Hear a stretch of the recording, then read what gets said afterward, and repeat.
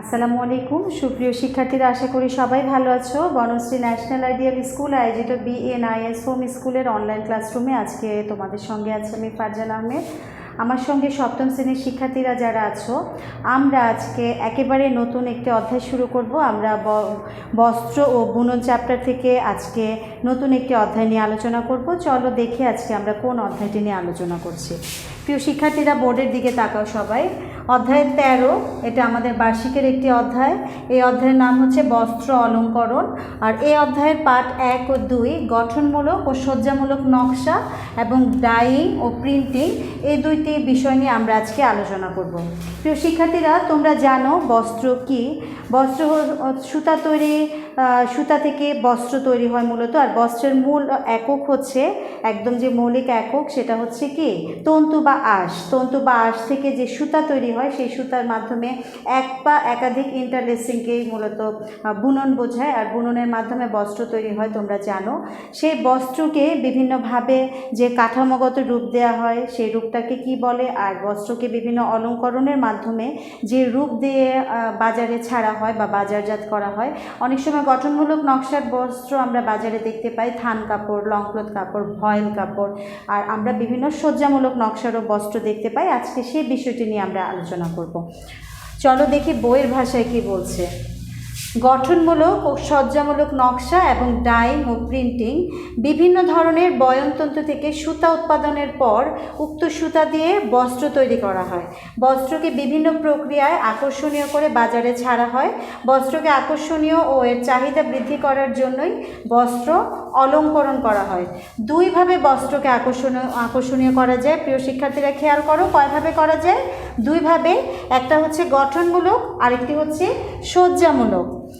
বস্ত্রের মূল কাঠামো দেওয়ার জন্য যে নকশা করা হয় তা গঠনমূলক নকশা, এবং বস্ত্রকে আকর্ষণীয় করার জন্য যে নকশা করা হয় তাকে বলে সজ্জামূলক নকশা। তাঁত খেয়াল করবে, তাতে যে বস্ত্র উৎপাদন করা হয় তা গঠনমূলক নকশা, বিশেষ করে লং ক্লথ, ভয়েল, জিন্স ইত্যাদি কাপড়। অন্যদিকে বস্ত্র উৎপাদনের ক্ষেত্রে অনেক সময় বিভিন্ন রঙের ও বিভিন্ন ডিজাইনের সুতা ব্যবহার করে জটিল প্রক্রিয়ায় সজ্জামূলক নকশার বস্ত্র উৎপাদন করা হয়। প্রিয় শিক্ষার্থীরা, এই ছবিটার দিকে খেয়াল করো। এটি একটি সাধারণ পদ্ধতিতে উৎপাদিত বস্ত্র। দেখো তোমরা, এটি চেক কাপড়। এটি তৈরি করার সময়ে এর মধ্যে যে এই যে চেকের যে বিন্যাস বা বিভিন্ন রঙের বিন্যাসে যে সজ্জামূলক বিন্যাস দেওয়া হয়েছে, এটা কিন্তু গঠনমূলক, কারণ এটা উৎপাদনের সময় এই রঙটা এখানে দেওয়া হয়েছে, এই চেক তৈরি করা হয়েছে। আবার এখানে দেখো, উৎপাদনের সময় এখানে আবার অন্য সুতার ব্যবহার করে এখানে কিন্তু একটা সজ্জামূলক একটা আবহ তৈরি করা হয়েছে। তাহলে দুইটাই কিন্তু উৎপাদনের সময় এখানে গঠনমূলক যে প্রয়োগ করা হয়েছে, গঠনমূলক প্রয়োগের মাধ্যমে নকশা সৃষ্টি করা হয়েছে, তাহলে এটা হচ্ছে গঠনমূলক নকশা। একই জিনিস এখানে সজ্জামূলক আবার করা হয়েছে কিভাবে? এখানে বিভিন্ন ডিজাইনে প্রয়োগ করা হয়েছে। বা এখানে দেখো পুঁতি এর ব্যবহার করে, এখানে আবার অন্য এটা জিন্স, এটা হচ্ছে গঠনমূলক, কিন্তু এটাতে যখন আবার অন্য কিছু ব্যবহার করে ডিজাইন করা হয়েছে, তখন এটি কি হয়ে যাবে? তখন কিন্তু এটি সজ্জামূলক নকশা হয়ে যাবে। তো প্রিয় শিক্ষার্থীরা, এই যে লং ক্লথ, ভয়েল, জিন্স, এগুলো হচ্ছে গঠনমূলক নকশা। আর অন্যদিকে বস্ত্র উৎপাদনের ক্ষেত্রে বিভিন্ন রঙের ও বিভিন্ন ডিজাইনের সুতা ব্যবহার করে জটিল প্রক্রিয়ায় কি করা হয়? সজ্জামূলক বস্ত্র উৎপাদন করা যায়। যেমন জামদানি শাড়ি, তোমরা দেখবে যে মামনিরা যে জামদানি শাড়ি পরে, সেই জামদানি শাড়িতে গঠনমূলক কাজ করার সময় সেখানে সুতার ব্যবহার করে, বা আমরা যে তাঁতের শাড়ি পরি, টাঙ্গাইল তাঁতের শাড়ির যে আঁচলে দেখবে সোনালি জরির পাড়, সেটা কিন্তু সজ্জামূলক নকশা। প্রিয় শিক্ষার্থীরা, তাহলে এর পার্থক্যটা কোথায়? গঠনমূলক ও সজ্জামূলক নকশার যে পার্থক্যটা কোথায় আসলে? বস্ত্র উৎপাদনের সময়ে গঠনমূলক ও সজ্জামূলক নকশা সৃষ্টি করা হয়। এই যে আমরা এখানে দেখেছি, বস্ত্র উৎপাদনে যদি এটা প্লেন থাকতো, এক কালারের এরকম জিন্সের মতো প্লেন থাকতো, তাহলে প্লেন কাপড়, সেটাকে আমরা কি বলতাম? গঠনমূলক। কিন্তু এখানে গঠনমূলক কাপড়েই দেখো বিভিন্ন সুতার যে এখানে আবহ সৃষ্টি করা হয়েছে, এখানে ডিজাইন তৈরি করা হয়েছে, এটাকে আবার আমরা কি বলতে পারি? সজ্জামূলক নকশা। গঠনমূলক নকশায় বস্ত্রের কাঠামো প্রদান করা হয়, অন্যদিকে সজ্জামূলক নকশার মাধ্যমে নকশাটিকে আকর্ষণীয় করা হয়। যেমন এখানে ফুল করা হয়েছে, নকশা সৃষ্টি করার সময় এখানে বিভিন্ন রঙের যে এখানে সবুজ আছে, এখানে লাল আছে, এখানে হলুদ আছে, এটা গঠনমূলক কাজ করার সময় এখানে এর আকর্ষণীয়তা সৃষ্টি করা হয়েছে। এখানে এক রঙের কাপড়ের উপরে প্রিন্টিং, পেইন্টিং, এমব্রয়ডারি বা অন্য কোনো প্রক্রিয়ায় বস্ত্রকে সজ্জামূলক করা হয়। অন্যদিকে গঠনমূলক নকশার বস্ত্রের রং, জমিন ইত্যাদি দিয়ে বস্ত্র উৎপাদনের সময় কি করা যায়? সজ্জামূলক নকশা করা যায়। বস্ত্র উৎপাদনের সময় খেয়াল রাখতে হবে যাতে পরবর্তী সময়ে তা সজ্জামূলক বস্ত্রে পরিণত করা যায়। এটা এক ধরনের সজ্জামূলক গঠনমূলক, এটাও এক ধরনের গঠনমূলক। এটাকে কিন্তু পরবর্তী সময়ে বা এই যে জিন্স, এটাকে পরবর্তী সময়ে এই কাপড়টা পরবর্তী সময়ে আবার কি করা গেছে, বিভিন্ন রঙের বিভিন্ন ধরনের উপকরণ ব্যবহার করে এটাকে আবার সজ্জামূলক বস্ত্রে পরিণত করা হয়েছে। তাহলে এই বিষয়টি বস্ত্র উৎপাদনের সময় লক্ষ্য করতে হবে। এরপরে আমাদের পার্ট 2-এ কি আছে প্রিয় শিক্ষার্থীরা? ডাইং ও প্রিন্টিং। ডাইং ও প্রিন্টিং কি আমি তোমাদের সঙ্গে বলছি।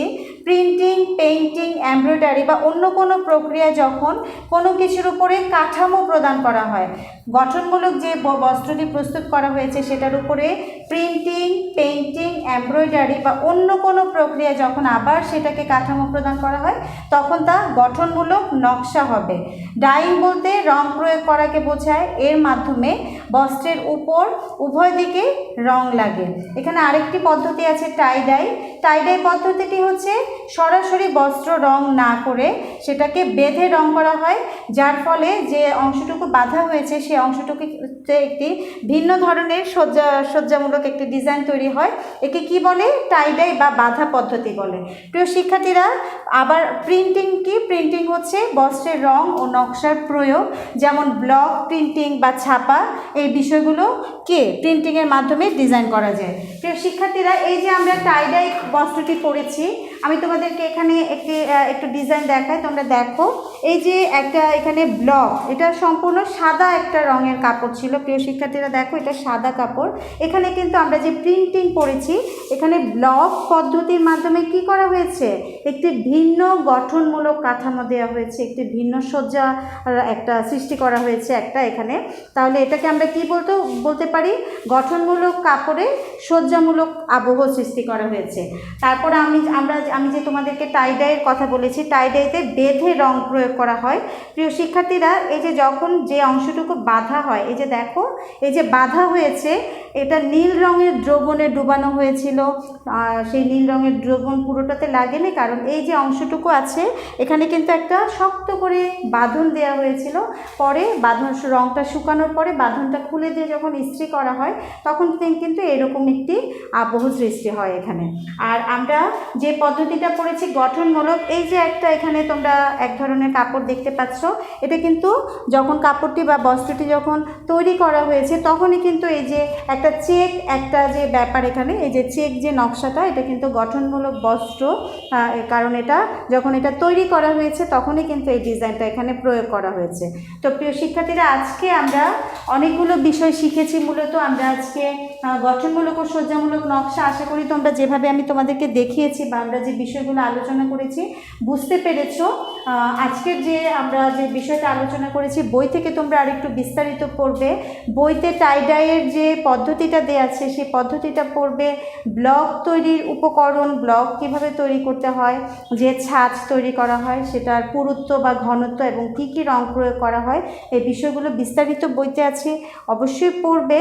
পাঠ্য বই যেহেতু আমাদের, এটা পাঠ্য বইয়ে আমাদের পড়াশোনা জানার জন্য তো পড়বই, পাশাপাশি আমরা এটা সৃজনশীল একটা বিষয় জানা হবে, সেই জন্য আমরা এটা জানার জন্য পড়ব।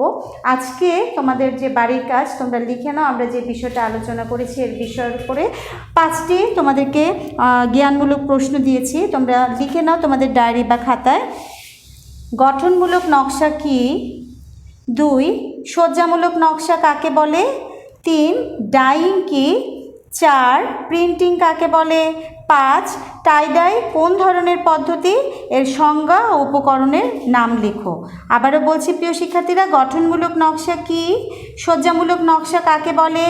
ডাইং কি? প্রিন্টিং কাকে বলে, টাইডাই কোন ধরনের পদ্ধতি, এর সংজ্ঞা ও উপকরণের নাম লেখো। প্রিয় শিক্ষার্থীরা, আমাদের আজকে ক্লাস নাম্বার 12, আমাদের বাড়ির কাজ নম্বরও 12। আর কোনো বিষয় নিয়ে যদি বুঝতে অসুবিধা হয় অবশ্যই মিসকে ফোন করবে, ফোন নাম্বার দেওয়া আছে। তো ভালো থাকবে শিক্ষার্থীরা। আজকে যে বিষয়টি নিয়ে আলোচনা করেছি আশা করি বুঝতে পেরেছ।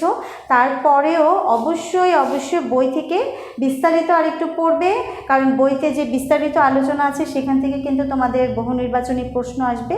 তো অবশ্যই বই থেকে পড়বে। আর পরবর্তী ক্লাসে আমরা আরেকটি বিষয় নিয়ে আলোচনা করব। সবাই ভালো থেকো, সুস্থ থেকো। অসংখ্য শুভকামনা জানিয়ে শেষ করছি। আল্লাহ হাফেজ।